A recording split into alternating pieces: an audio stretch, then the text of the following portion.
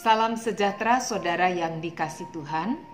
Senang dapat berjumpa dalam program Sapaan Gembala edisi khusus Prapaskah ini. Saudara, apakah Anda sependapat jika saya katakan bahwa untuk sesuatu yang berharga atau seseorang yang penting atau istimewa, kita bersedia melakukan apa saja? Contoh, demi mendapatkan suatu benda yang berharga, kita bersedia bekerja ekstra keras atau menabung sedikit demi sedikit.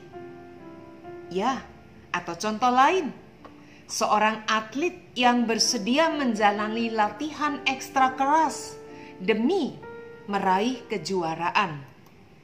Ya, saya juga pernah di bulan Maret tahun 2019, saya mengambil keputusan untuk sungguh-sungguh menjalani hidup sehat dengan cara bertara, termasuk menjaga untuk tidak makan makanan yang saya suka, atau paling tidak membatasi jumlahnya.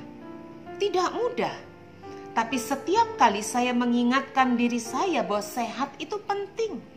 Dengan sehat saya bisa melayani Tuhan lebih baik, maka saya menjaga sedemikian. Saudara pernah seperti itu?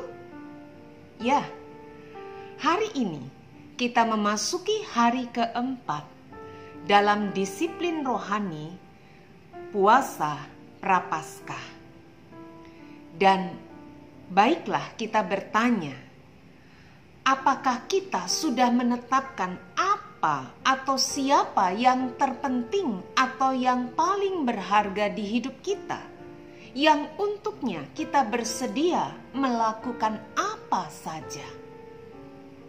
Bacaan leksionari hari ini sangat baik bagi kita.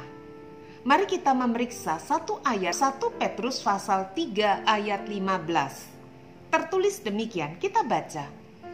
Tetapi kuduskanlah Kristus di dalam hatimu sebagai Tuhan, dan siap sedialah pada segala waktu untuk memberi pertanggungan jawab kepada tiap-tiap orang yang meminta pertanggungan jawab dari kamu tentang pengharapan yang ada padamu, tetapi haruslah dengan lemah lembut dan hormat. Saudara, di sini kita menemukan kata kuduskanlah dari kata Yunani hagiazo, yang berarti menghususkan. Di dalam perjanjian lama, kata ini sering kita jumpai, tentu dalam bahasa Ibrani, yang menunjukkan sesuatu atau seseorang yang dikhususkan untuk Tuhan, sehingga ia wajib dipisahkan dari hal-hal yang lain. Nah, apa artinya menguduskan Kristus di dalam hati kita sebagai Tuhan? Pastinya, karena Dia adalah yang berharga bagi hidup kita, bahkan yang terutama bagi kita, maka untuk Kristus kita rela melakukan apa saja. Saudara sependapat? Ya, yang lain menjadi nomor 2 atau melayani kepentingan Kristus.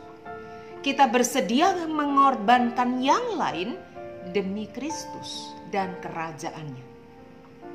Saudara, marilah kita memeriksa saat ini. Apa yang mungkin seringkali membuat kita tidak mampu fokus kepada Kristus? Marilah kita mendaftarkan. Apa yang selama ini mengikatku menjadi sedemikian penting di hidupku? Apa yang selama ini mengikatku menjadi sedemikian penting di hidupku?